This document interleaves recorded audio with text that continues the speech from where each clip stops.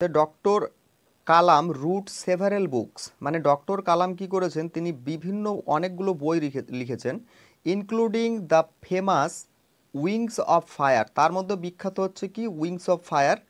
And believed that, এবং তিনি বিশ্বাস করতেন যে এডুকেশন ইজ দ্য কি টু এ স্ট্রং নেশন, মানে শিক্ষাই হচ্ছে একটা শক্তিশালী একটা রাষ্ট্র বা দেশের কিন্তু মেরুদণ্ড বা প্রধান চাবি, তিনি এটা মনে করেন।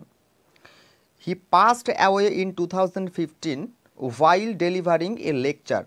একটা ডেলিভারিং লেকচার মানে কি, একটা ভাষণ দেওয়ার সময় 2015 সালেই কিন্তু তার মৃত্যু ঘটে।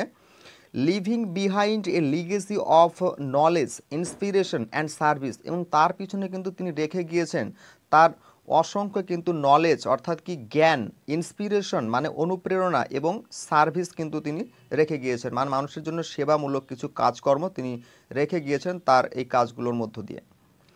তো চলো দেখে নেওয়া যাক